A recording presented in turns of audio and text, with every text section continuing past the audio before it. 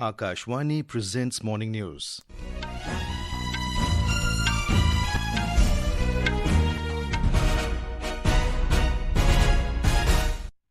Good morning, I am VC Pramod. The headlines. Prime Minister Narendra Modi lauds the role of middle class in country's growth, says their aspirations are strongest foundation for nation's progress. RBI to announce its sixth and last bi-monthly monetary policy decision of financial year 2025 today. Government says EPFO achieved significant milestone of surpassing 5 crore claim settlements in financial year 2024-25. India strongly condemns attack on Sheikh Mujibur Rehman's residence by vandals in Bangladesh. Donald Trump imposes sanctions on International Criminal Court, accusing the body of targeting America and Israel. And 9th Asian Winter Games to begin at Harbin in China today.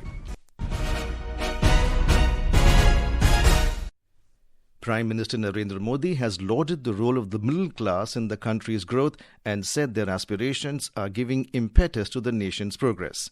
Replying to the debate on the motion of thanks to the President's address in Rajya Sabha yesterday, the Prime Minister highlighted the government's decision to empower the middle class by giving more money in their hands. Mr. Modi said a new middle class has emerged in the country and his government is standing with strong commitments with this new middle class. 25 crore लोगों को गरीबी से बाहर निकालना ये हमारे लिए गर्व का विषय है कि हमने एक बहुत बड़ा काम किया है और आज गरीबी से निकलकर वो एक न्यू मिडिल क्लास हमारे देश में अर्जित हुआ है। हमारे न्यू मिडिल क्लास और मिडिल क्लास की आकांक्षाएं आज देश के लिए गति देने वाली शक्ति है। हमारे देश की एक नई ऊर्जा है, देश की प्रगति का सबसे बड़ा आधार है। Taking a dig at the Congress, the Prime Minister said the Sabka Saath Sabka Vikas model of governance is incomprehensible for the Congress, as the whole party is dedicated to one family. Asserting that the BJP-led NDA government's model of development is nation first, which focuses on satisfaction rather than appeasement, he said the people have tested, understood and supported this model and therefore gave his government the mandate for the third time. Congress के model में सर्वोपरि है family first. देश दूसरी बार तीसरी बार हमें सेवा करने का मॉडल बनाती है। इसका कारण देश की जनता ने हमारे विकास के मॉडल को परखा है, समझा है और समर्थन दिया है। After the Prime Minister's reply, the upper house adopted the motion of thanks on President's address, negating the amendments of several opposition MPs by voice vote. Meanwhile, the issue of deportation of Indian nationals from the USA rocked both the houses of parliament yesterday as the opposition demanded a discussion on the issue. Making a statement on the issue in the Rajya Sabha, External Affairs Minister Dr. S. Jaishankar said the process of deportation of illegal immigrants is a generally accepted principle in international relations, asserting that it is in the collective interest of the nations to increase legal mobility. Dr. Jaishankar made similar statement in the Lok Sabha amid din by opposition members. The Reserve Bank of India (RBI) will announce today the decision of its Monetary Policy Committee (MPC) meeting amid widespread expectations of 25 basis points reduction in interest rate after a gap of nearly 5 years. New RBI Governor Sanjay Malhotra, who chaired his first MPC meeting, is expected to announce the decision of the 6-member panel this morning. The 3-day meeting of the MPC started on Wednesday.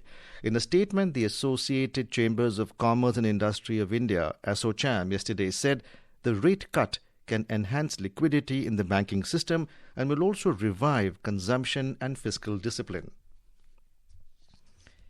The Employees Provident Fund Organization EPFO has reached a significant milestone by surpassing 5 crore claim settlements in the financial year 2024-25. Labour and Employment Minister Dr. Mansukh Mandavia announced this yesterday. He said the claims have exceeded the 4.45 crore claims settled in the previous year. Dr. Mandavia attributed this achievements to a series of transformative reforms introduced by the EPFO to streamline the claim settlement process and reduce grievances of the members. The minister also highlighted that auto claim settlements have doubled to 1.87 crores in the current financial year compared to 89.52 lakh claims processed throughout FY 2023-24. पिछले एक साल में 5 करोड़ से अधिक claims settle करके EPFO ने एक नया इतिहास रचा है। ईपीएफओ के सभी ऑफिशियल्स, कर्मचारी, उसको मैं अभिनंदन करता हूं और ईपीएफओ प्लेटफॉर्म को रिफॉर्म करने के लिए जनता की ओर से हमें कई सुझाव मिला था। ये सब सुझाव देने वाले सभी लाभार्थियों को भी मैं अभिनंदन करता हूं।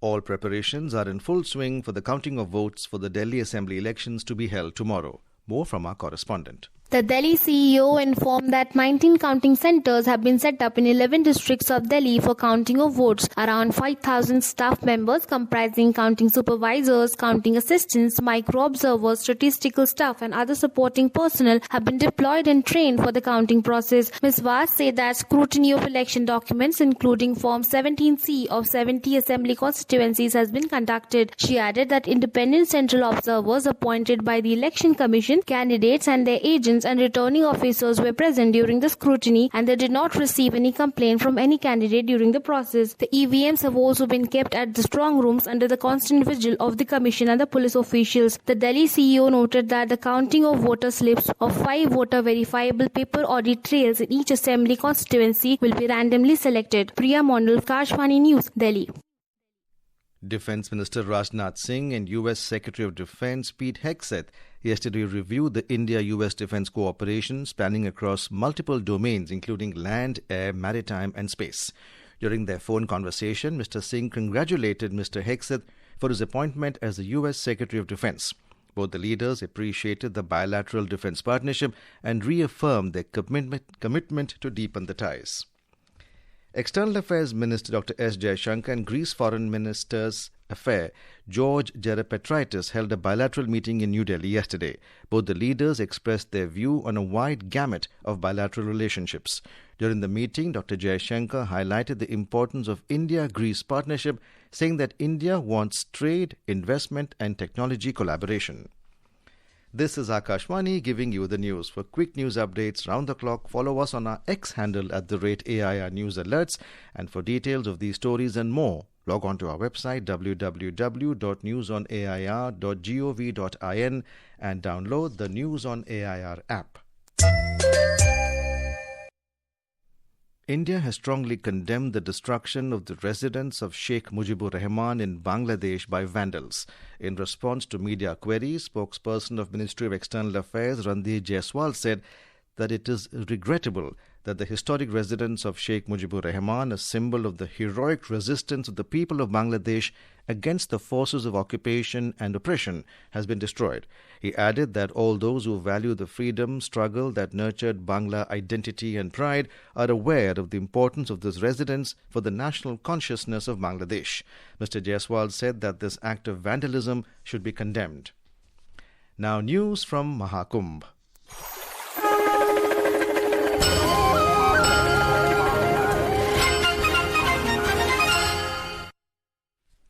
A digital exhibition has been set up at the Mahakumbh Mela in Prayagraj to educate public about the 3 new criminal laws in the country. The laws are Bharatiya Nyaya Sanhita, Bharatiya Nagarik Suraksha Sanhita and Bharatiya Saksha Adhiniyam. Our correspondent reports that the new laws have replaced the Indian Penal Code, Code of Criminal Procedure and the Indian Evidence Act. A report. The Mahakumbh Mela is not just a gathering of faith but also educating devotees about their legal rights and digital tools for justice. Central government and Uttar Pradesh government has set up different stalls to make awareness about the 3 new laws. Talking to Akashwani News, head operator of Uttar Pradesh Police Omkar Gupta said that they are providing information to the public about these new laws in simple language. पुराने जो कानून थे वो काफी जटिल थे, लेकिन जो नए कानून आए हैं इसमें काफी जनता को सहूलियत है. उसकी FIR जल्दी लिखी जाती है. अगर FIR नहीं तो कानून पे धाराएं लगा करके और उसके बाद निस्तारण जल्दी से हो और उसकी चार्जशीट जल्दी फाइल की जाए. An artist Munna Lal Yadav said that they are generating awareness through street drama. हम कलाकार अपने गीत के माध्यम से, अपने नाटक के माध्यम से इस कुंभ मेले में ये दिखा रहे हैं कि आप जगिए और एक कुशल व्यक्तित्व का परिचय देते हुए आप स्नान करिए, भीड़ भाड़ से थोड़ा बचिए और आप स्नान करते हुए निकलते रहिए. The new laws have been designed to make India's justice system more transparent. With Dipendra Kumar, Aman Yadav, Akashwani News, Prayagraj.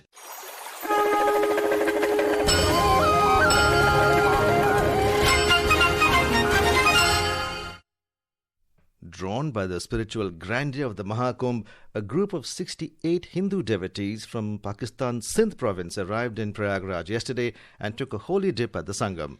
According to the UP Information Department, the devotees performed rituals at the sacred confluence of the Ganga, Yamuna and the mythical Saraswati, offering prayers for their forefathers. Speaking to media, the pilgrims expressed gratitude to the Indian government for issuing their visas quickly, enabling them to take part in the spiritual event. The 38th Surajkund International Crafts Fair, a unique confluence of colours, art, crafts, music and cultural heritage, is starting from today in Faridabad. Union Tourism and Culture Minister Gajendra Singh Shekhawat will be the chief guest on the occasion, and Haryana Chief Minister Naib Singh Saini will preside over the event. The India Meteorological Department IMD has forecast thunderstorms accompanied by lightning at isolated places over Arunachal Pradesh, Assam and Meghalaya today. Pockets of Himachal Pradesh and Odisha are likely to experience dense fog conditions today. US President Donald Trump has signed an executive order imposing sanctions on the International Criminal Court (ICC), accusing it for illegitimate and baseless actions targeting America and its close ally Israel. The measure places financial and visa restrictions on individuals and their families who assist in ICC investigations of American citizens or allies. According to the order, the ICC has no jurisdiction over the United States or Israel, adding that the court had set a dangerous precedence with its actions against both the countries. Trump's action came as Netanyahu was visiting Washington. A small plane contracted by the U.S. Defense Department crashed in the southern Philippines yesterday, killing off all 4 people on board. The U.S. Indo-Pacific Command said the crash occurred in Manduano del Sur, in the southern Philippines. 9th Asian Winter Games AWG 2025 will kick off at Harbin in China this evening. The Games will continue till the 14th of this month.